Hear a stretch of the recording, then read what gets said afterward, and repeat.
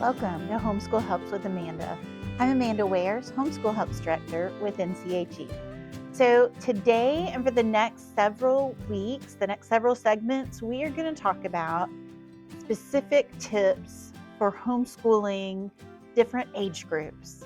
So this week we're going to start with preschool. We're going to move on to elementary, then middle, then high school, and then the last one will be tips for combining ages. If you have, like I did, at one point I had a high school student, a middle school student, an elementary school student, and a preschool student all at the same time.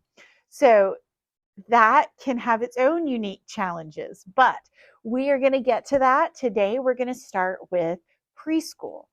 And I don't know if you have experienced this, but when my babies, who are now not babies anymore, but when they were little, the questions and the pressure and the expectations started super early of, I think my oldest daughter was maybe 1, and people would ask me, oh, where's she going for preschool? Or when are you sending her to preschool? And I wasn't, but I did get those questions all the time, and it did not stop. Even when we were officially homeschooling and the oldest was school age, those questions did not stop for the younger. So maybe you're getting those kinds of questions as well. And that would be my first tip for you. Ignore, let go of that pressure, let go of that expectation that automatically kids have to go to preschool in order to learn and develop the way that they're supposed to. That is just not true. You are your child's very best teacher. You are the best one to teach them what they need to know to experience this really special, unique time in their life as preschool, where they're just learning and growing so much. They're like sponges. They learn everything. They learn from all of their experiences. And really, going to a place and to be taught by a professional is really just not necessary for that preschooler to learn what they're supposed to. Now, there are legitimate reasons why people send their kids to preschool, but I'm just saying, if you're feeling pressure, if you're feeling stressed, if you're feeling people keep asking you and you really don't want to, um, let it go. I give you permission. I empower you. You are your child's best teacher. Now, other tips. Number 1, read, read, read, read. Read to your child. Read to your children. This is not just true of preschool. This is true of all ages. I still read to my 14-year-old very often, if not daily. And I think it's super important for all ages for so many reasons, but especially for preschool. It is so important for developing vocabulary and a lot of those pre-reading skills, reading comprehension, listening, processing, all of that, not to mention what they're learning from the stories that you're reading to them. It's just really important. And relational, it's really important. Being able to sit and listen, really important. That developing that skill. Now, let me just tell you, different ages, different personalities, different temperaments may be able or desire to sit and attend longer than others.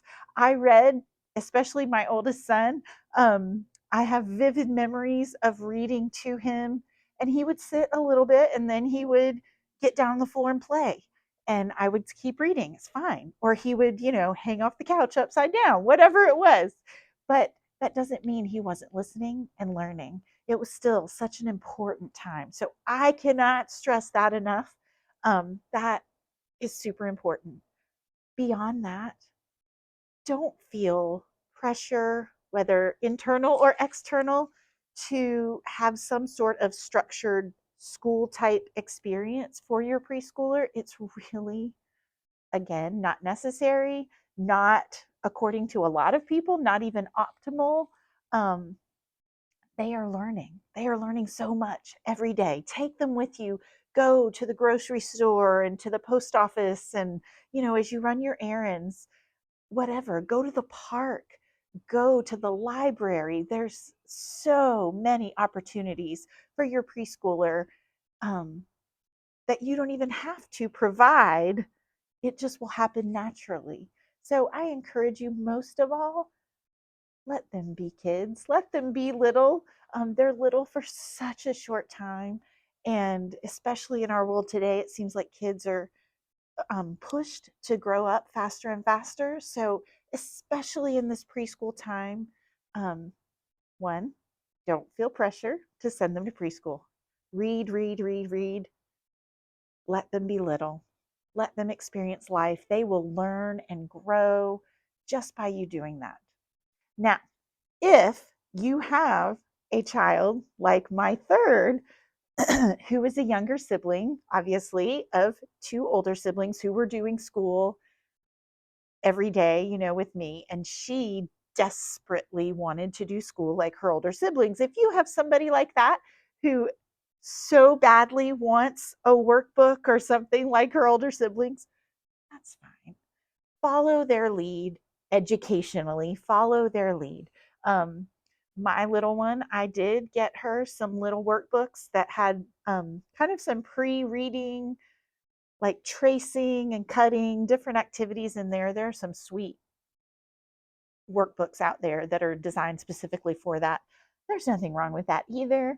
I'm just saying, don't feel pressure, internal or external, to provide some sort of structured educational experience for your preschooler. They are learning. They are. You would have to try really hard. I don't even think even then you could stop them from learning. So really, just let them play, read to them, experience life together, and enjoy. It's such a wonderful time. I really hope that helps today. See you next time.